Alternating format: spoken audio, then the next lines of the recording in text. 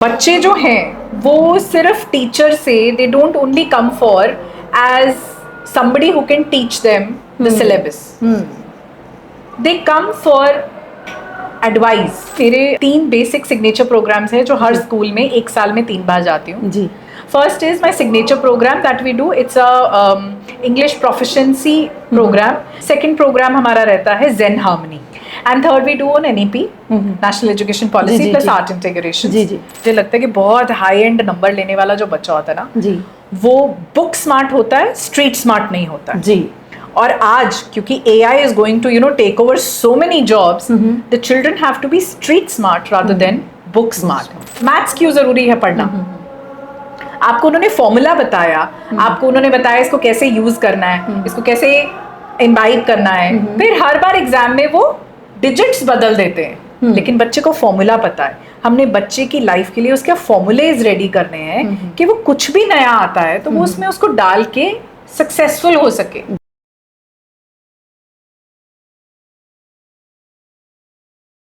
न राजा न रानी, न नई न पुरानी, तेरी मेरी कहानी ऑन पॉइंट भारत पे. नमस्कार, मैं हूं विक्रांत रेहानी और आज मेरे साथ हैं एक ऐसी खास मेहमान जिनका सफ़र बहुत ही मिरेकल से भरा हुआ है, जिनका सफ़र अगर हम एक नज़र मारे तो बहुत इंस्पिरेशन मिलेगा. एक ऐसी शख्सियत बैठी है जिनकी एजुकेशन में इतनी वेरिएशन है, जिनके एक्सपीरियंस में इतनी वेरिएशन है कि आप भी अपने दांतों तले उंगलियां दबा के बैठ जाएंगे. जी हाँ, आज मेरे साथ हैं काउंसलर अमन भाटिया जी. सो आइए इनसे तारुफ कराएं आपका. मैम, आपका बहुत बहुत स्वागत है. सबसे पहले मैडम अमन भाटिया जी, काउंसलर साहिबा, बताइए कि आपका काउंसलर तक का सफ़र, इस कुर्सी तक पहुंचने तक का सफ़र कैसा था, कैसे शुरू किया, अलग अलग आपके फील्ड्स हैं, कुछ उसके बारे में हमारे दर्शकों को बताएंगे. Thank you so much for having me जी. मैंने जैसे ही +2 खत्म किया तो न्यूज़पेपर में एक ऐड देखा था एयर होस्टेस के लिए. तो हमारे एक नॉर्मल मिडिल क्लास फैमिली में जी, एविएशन एक ऐसी इंडस्ट्री है जो जनरली लड़कियां नहीं निकलती थी. राइट. बहुत मेट्रोपॉलिटन सिटीज में से जाती थी, पंजाब, जम्मू कश्मीर ऐसी जगहों से नहीं निकलती. जी जी जी. तो मैं एक छोटे से टाउन से हूँ, मतलब उस टाइम पे वो छोटा सा ही था लगता हुआ. तो I am from Jammu. Okay. तो my dad had a transferable job, तो हम लोग लुधियाना आए. मैंने +2 यहाँ से की जी. और जब यहाँ पे एक अंकल लेके आए ऐसा वो कटआउट, तो उन्होंने बोला कि ये तू कर सकती है. Okay. So I picked up. I started my career as an air hostess at an age of 18. Okay. I completed my DGCA, Directorate General Civil Aviations. Wow. And then I joined the airlines. After 2.5 years, I found this man whom I found very charming. मुझे ऐसे लगता था ये बंदा मेरे लिए ना tailor made है. Okay. He was so good. He was so loving. Everything was fine. But the only quality that I loved about him was his respect towards women. The kind of respect he showed, and somehow deep down my gut feeling said, my heart said, he is the man. Okay. And we got married. I got married at 21. My final year was still in intact. और मेरे dad ने बोला था कि airlines एक ही शर्त पे join करनी है अगर पढ़ाई नहीं छोड़ोगे तो. ओके. जैसे लाइक फाइन, ठीक है. तो मेरी शादी हो गई. फाइनल ईयर मैंने शादी के बाद दिया. और 3-4 महीने में मुझे ऐसा फील हुआ कि नहीं, जॉब छोड़ के आई हूँ, अब यहाँ पे हूँ, I need to do something else also. Then I started a job in Ludhiana. I got married in Ludhiana. तो बॉम्बे से आके मैं लुधियाना में सेटल हो गई जी. और यहाँ पे आके मैंने जॉब शुरू की जी. वो इतनी हाई पेइंग तो नहीं थी, but at least I was getting out of the house and I was meeting new people जी, which I love. Okay. So मैं वहाँ मिली और then I conceived my first daughter. I had my first daughter. After 3 years, I had my second daughter. And 7-8 years, I really enjoyed my motherhood. Okay. I was a stay back home mom. I completed my masters in English, and that was a time I was teaching students also. अच्छा जी. वो घर पे जैसे tuition वाली aunty types, तो मैं घर पे ट्यूशंस लेती थी. Just to kill my time या just to, and वहाँ पे जब मैंने मास्टर्स खत्म किया तो my mom was after my life के B.Ed कर ले.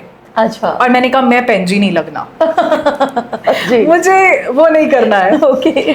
But I never knew that somehow it was in my DNA. My mother was a teacher all her life, that I loved teaching. Okay. And I was teaching so many students every single day. And somehow मुझे ऐसे लगा कि वो बच्चे सिर्फ मेरे से अपना चैप्टर या सिलेबस खत्म करने नहीं आते, वो मुझसे बात करने आते हैं.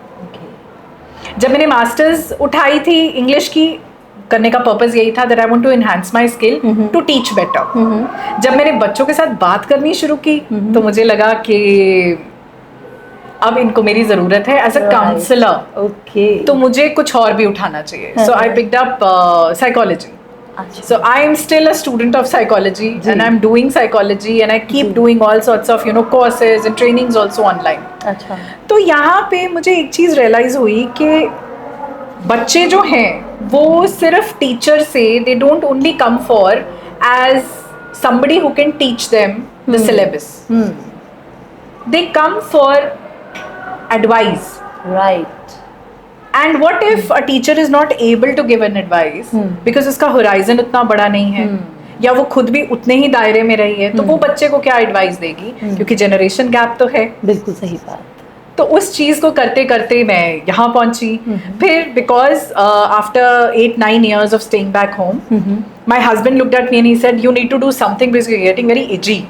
बहुत edgy हो गई है, बहुत irritating सी हो गई है, and you need to start something of your own because kids are going to the mainstream school now. Right. So we opened up my third baby, LearnX.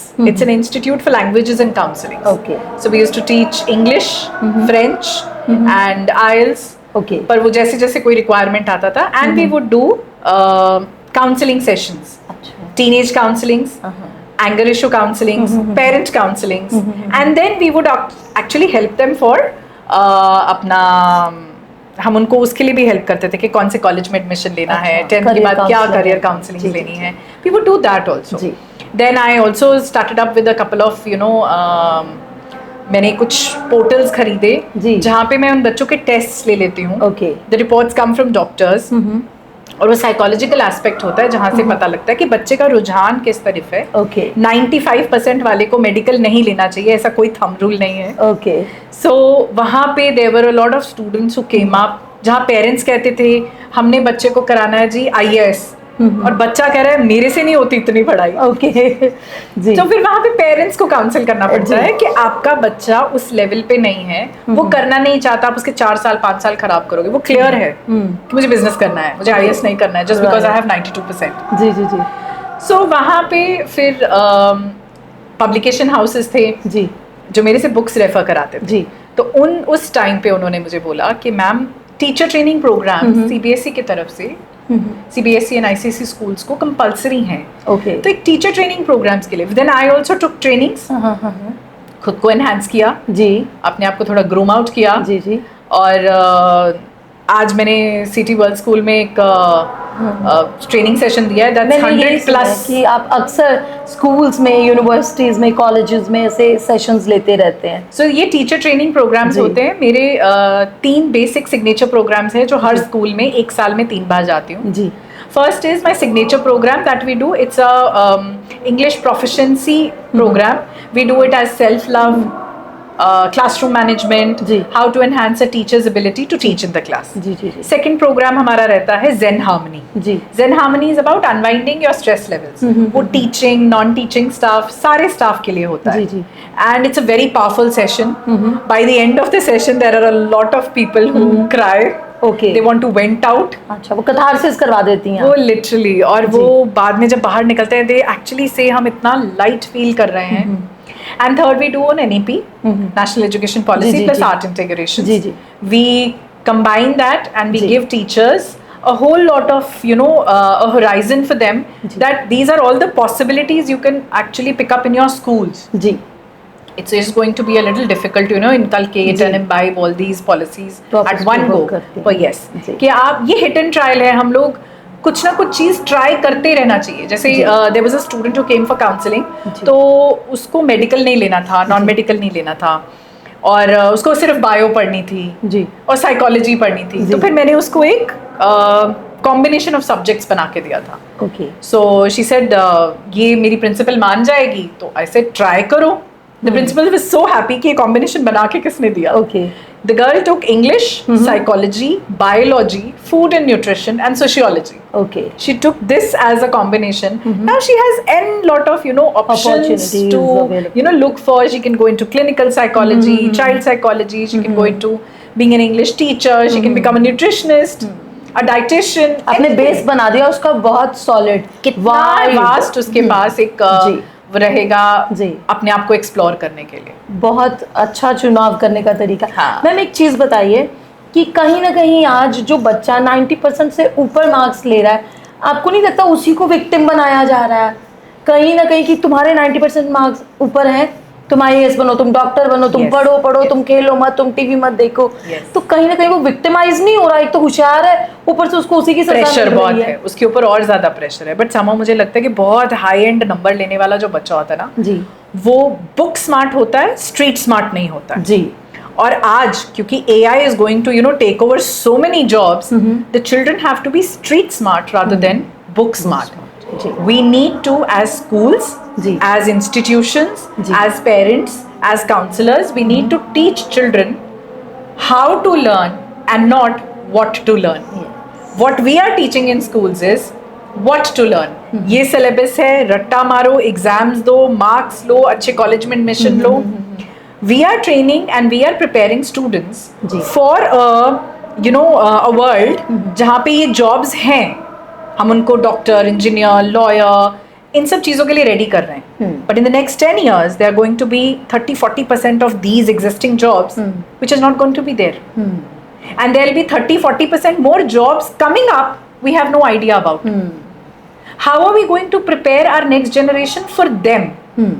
So we need to make the children ready for how to learn. कोई नई चीज़ आती है, आप उसको use कैसे करोगे? जैसे हम बोलते हैं मैथ्स क्यों ज़रूरी है पढ़ना, आपको उन्होंने फॉर्मूला बताया, आपको उन्होंने बताया इसको कैसे यूज करना है, इसको कैसे इम्बाइब करना है, फिर हर बार एग्जाम में वो डिजिट्स बदल देते हैं, लेकिन बच्चे को फॉर्मूला पता है। हमने बच्चे की लाइफ के लिए उसके फॉर्मूलेज रेडी करने हैं कि वो कुछ भी नया आता है तो वो उसमें उसको डाल के सक्सेसफुल हो सके। जी, अगर हम उसको डॉक्टर के लिए रेडी कर रहे हैं या बिकमिंग अ लॉयर उसके लिए रेडी कर रहे हैं और कल को लॉयर्स की जॉब्स ही ना रहे और AI ही सारा कुछ कर दे, तो हम कहाँ जाएंगे? वो बच्चा क्या करेगा जिसने लॉयर की पढ़ाई की? जी, तो कैसे बनाए अपने बच्चे को स्ट्रीट स्मार्ट, हमारे दर्शकों को बताइए।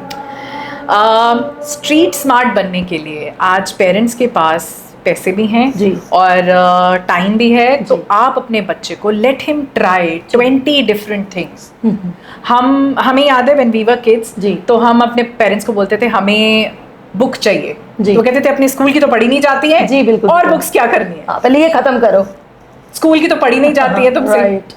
We have to stop doing that. Okay. When the child asks for something, you know it is in your budget, you can make him try, do it for them. Okay. उसको करने दो, उसको आज skating करनी है, 2 महीने के बाद उसको वॉलीबॉल खेलना है, 3 महीने बाद वो कह रहा है मुझे रैकेट्स लेके दो। अगर आप कर सकते हो तो उसको 4-5 चीजें 10 चीजें ट्राई करने दो, आपकी छत्र छाया में उसको वो पंगे लेने दो। Let him be adventurous, let him take all these risks so that he gets to know what is his niche.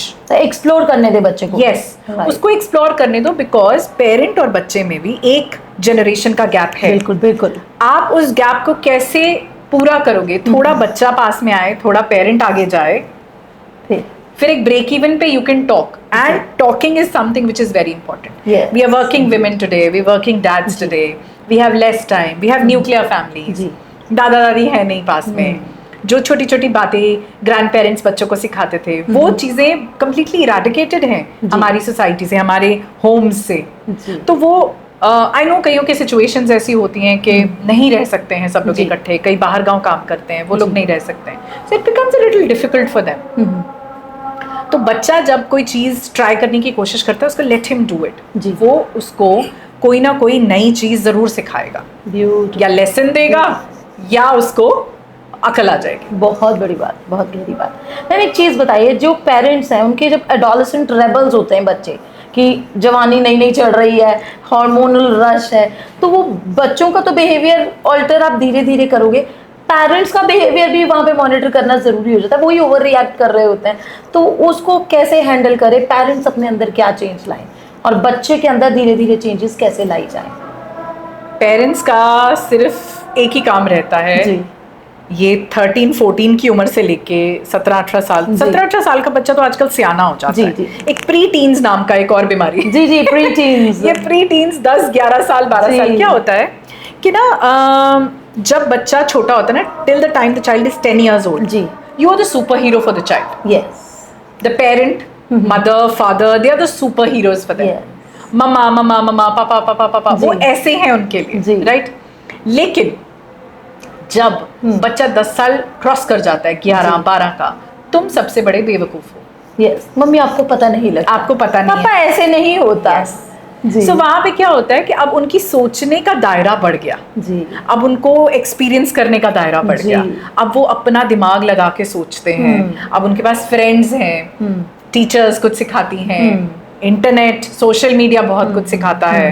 Because of Covid सब बच्चों के हाथ में एक स्मार्टफोन है, यंत्र लग गया। यस, तो अब उसके चक्कर में, अब ये तो देखो टेक्नोलॉजी है, हमने इसके साथ ही रहना है जी। I always keep telling everybody that we are, this generation is an immigrant in the world of technology, and the children are the residents in the world of technology. उनको PR लग चुकी है जी।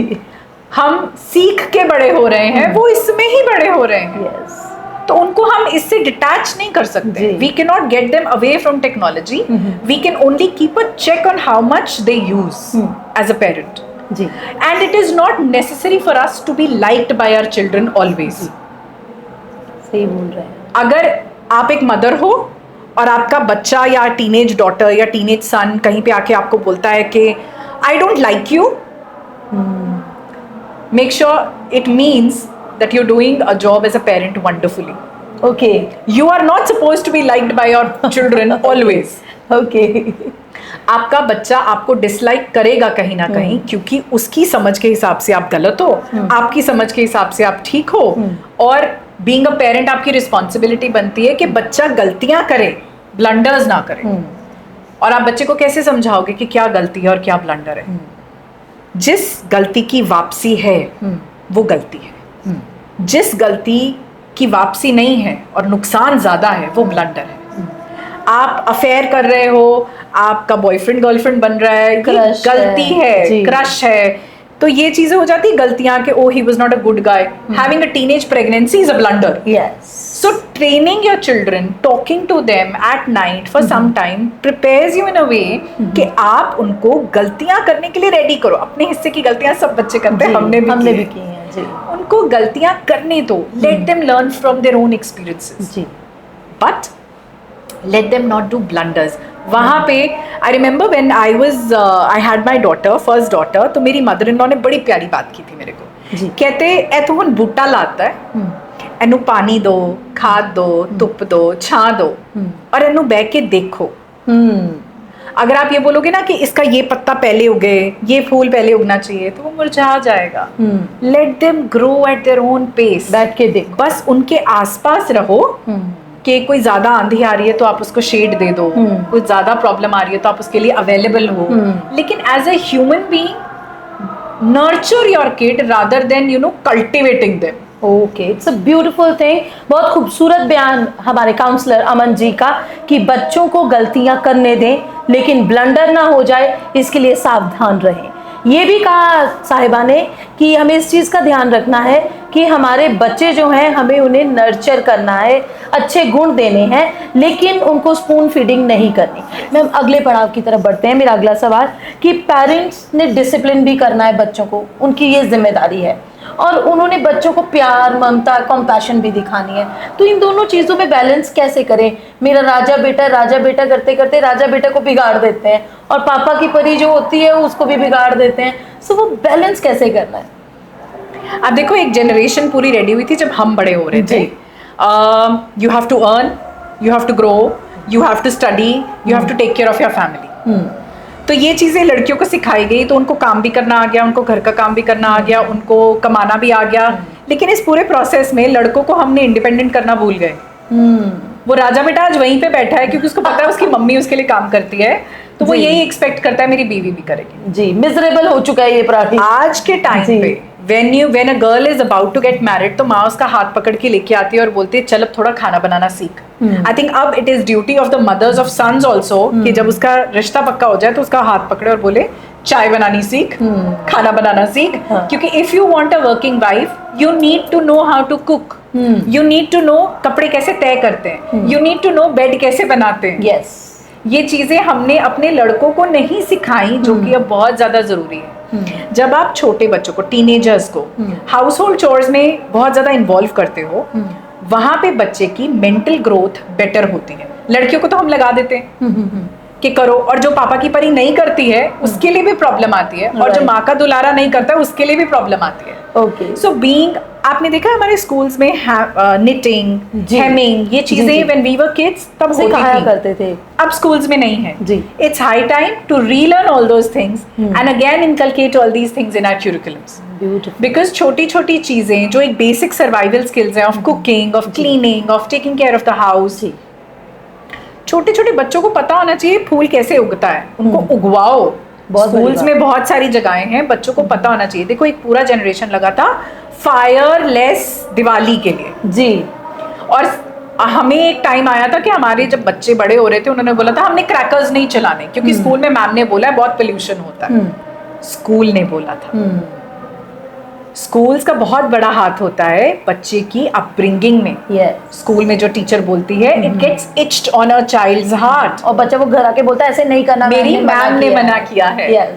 तो वो उन्होंने फायरलेस दिवालीज हमने कर दी। अब उनके दिमाग में होना चाहिए we need to cook. The teacher said आप आज सैंडविच बना के लाओगे खुद, बच्चा करेगा बिल्कुल। मैम ने बोला है हमारे स्कूल में पेड़ लगने, गेट मी अ सैपलिंग, मैंने पेड़ लगाना है और उस पे मेरा टैग होगा, ये मेरा पेड़ है। बच्चों को आप ग्रीनरी के साथ जोड़ो, आप उनको नेचर के साथ जोड़ो, आप उनको रिस्पेक्ट, इज्जत, उस चीज के बारे में जोड़ो। आप देखो 95% वाला बच्चा आपको सड़क पे मिलेगा ना, इफ यू टॉट हिम जी, वो आपकी तरफ देख के मुंह दूसरी तरफ करके निकल जाएगा। बिल्कुल 65-70% वाला बच्चा आपको दूर से देखेगा, बोलेगा सत श्री अकाल मैडम जी, करते हैं ऐसे जी। फिर आप क्या गलत कर गए 95 वाले बच्चे के साथ और क्या सही कर गए 65% वाले के साथ? बहुत एक बेसिक ह्यूमनाइजेशन जी, जो एक बच्चे को एक बेसिक कैरेक्टर बिल्डिंग है, वो हम नहीं दे रहे स्कूल में। वो it is high time now we need to do that. बहुत गहरी बात, यहाँ पे तवज्जो देने वाली बात है दर्शकों कि अपने बेटे को भी वही सब सिखाने की जरूरत है जो हमने अपनी बेटियों को सिखा के उन्हें एम्पावर कर दिया, सशक्त कर दिया।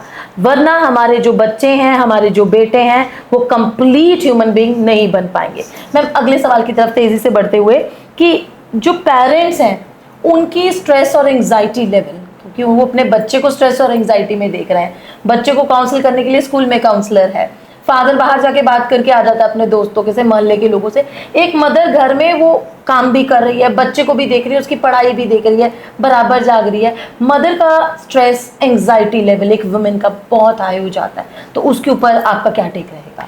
हम टीनेज बच्चों की बात कर रहे हैं तो आप खुद सोचो कि अगर किसी लेडी का शादी 20, 22, 25 साल में होती है और उसका टीनेज बच्चा है तो वो समवेयर अराउंड अपने 40s में है। बिल्कुल, मतलब वो प्री मेनोपॉज में जा रही है। एग्जैक्टली वो बहुत इरिटेटेड है, उसकी बॉडी में बहुत चेंजेस आ रहे हैं, वो मूड स्विंग्स में है, उसको हॉट फ्लैशेस आ रहे हैं। वहाँ पे बच्चा है, वो अपनी लाइफ की शुरुआत में है, उसको भी बहुत मूड स्विंग्स हैं, हार्मोन चेंजेस हैं, बहुत सारा चल रहा है जी।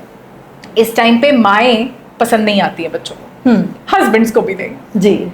सो बेसिक यहाँ मदर्स के लिए सिर्फ एक ही गुरु मंत्र है जी, that you take out some time for yourself without feeling guilty। अपने लिए थोड़ा टाइम निकालो, फ्रेंड्स के साथ जाओ, अपनी दोस्तों के साथ घूमो जी। पाठ अच्छा लगता है तो गुरुद्वारे की एक रूटीन बना लो। आपको मायके जाना है या अपने किसी कजन के पास बैठना है, लेकिन हफ्ते में 1 बार 2 बार अपने लिए टाइम निकाल के go for a pedicure, go for a manicure, go for some relaxation therapy, कुछ भी अगर आप कर सकते हो, please work on your breathing, बहुत जरूरी है जी।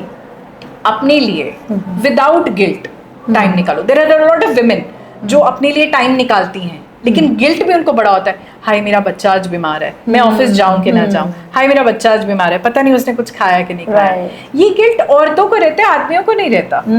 अगर वर्किंग मदर है, घर पे बीमार बच्चा है, तो उसके दिमाग में यही चलता रहेगा कि मेरा बच्चा आज बीमार है और मैं बाहर आई हूँ, मैं कैसी माँ हूँ, क्योंकि सोसाइटी ने हमारे पे एक प्रेशर लगाया हुआ है कि माओ को ही बच्चों का ख्याल रखना है। But if you are working women and your husband is also working, it becomes both of yours responsibility. लेकिन वो गिल्ट जो है ना, वो मदर को ही है, और उसके कारण उसकी सेहत और बिगड़ रही है। यस, उसका स्ट्रेस लेवल और बढ़ रहा है। तो मुझे लगता है औरतों को अपने लिए थोड़ा टाइम, थोड़ा सेल्फिश होना चाहिए, थोड़ा अपने लिए टाइम निकालना चाहिए, और वो गिल्ट फ्री होना चाहिए कि आप मजा करो कि हाँ मैंने अपने लिए टाइम निकाला and I really enjoyed it. Means don't be sorry, अपने लिए टाइम निकालें मदर्स, और सॉरी महसूस ना करें, अपने लिए ये चीज़ निकाल दें कि मैं सेल्फिश हो रही हूँ। नहीं, आपका अपनी तरफ भी कोई ड्यूटी, कोई राइट है। यस।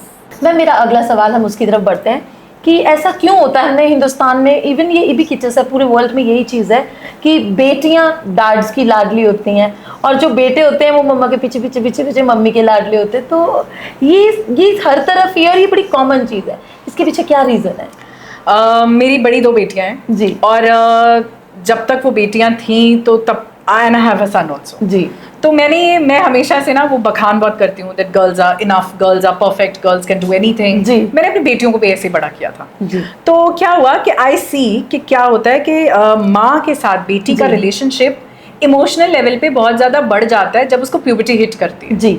तो जब उसको प्यूबर्टी हिट करती है, उसको पीरियड्स आ रहे हैं, उसको अपने आप को संभालना आना सीखना है, वो माँ सिखाती है। जी। और माँ उसको बताती है ऐसे करना है, ऐसे नहीं करना है, ऐसे खुद को संभालना है, ऐसे बताना है, ऐसे करना है। वो चीज़ें मदर सिखाती है, लेकिन कहीं ना कहीं जहाँ पे वो बड़ी हो रही है वो फादर की तरफ उसका इंक्लिनेशन इमोशनल लेवल पे भी बहुत ज़्यादा बढ़ जाता है, बिकॉज फादर को भी ये लगता है कि बेटी मेरी हो रही है बड़ी, और अगर माँ बात कर लेती है कि बेटी को पीरियड्स आ गए हैं या she is stepping into becoming a lady, तो फादर को एक फेमिलियर सा एक महसूस होता है that she is going to go, हाँ, कि मेरी बेटी पराई हो जाएगी, चले जाना है। तो उस केस में जब फादर्स को होता है कि अरे यार और 2-4 साल या 10 साल या 12 साल, that is the only time I have with her, वो सॉफ्ट हो जाते हैं अपने बेटियों की। मदर्स कैरेक्टर बिल्डिंग करने के चक्कर में, सिखाने के चक्कर में कभी कभी हार्श हो जाती हैं जी, और फादर्स उसी हार्शनेस को थोड़ा सूद करने के चक्कर में ज्यादा पैम्परिंग हो जाते हैं। तो बेटियां फादर्स के बहुत ज्यादा क्लोज हो जाती हैं for this reason what I have felt in my house that my husband never ever even raises his voice to his daughters. Okay. But there are times that I have to be that bad mom because I have to tell them so many things that maybe a father cannot tell. बहुत I have a 4-year-old son and my son, I don't know, I've had daughters, मेरी normal deliveries हुई हैं, मेरे हाथों में बच्चे रहे हैं, I've breastfed them, लेकिन somehow the kind of connect a son is showing a mother, my daughters have never shown that. Okay. I could never understand when my friends who had sons were talking all this, but when I felt it, when I did it, the kind of love and affection a boy is showing his mother, आप biochemically on a very molecular level, you are connected to your son being an opposite gender and he to you.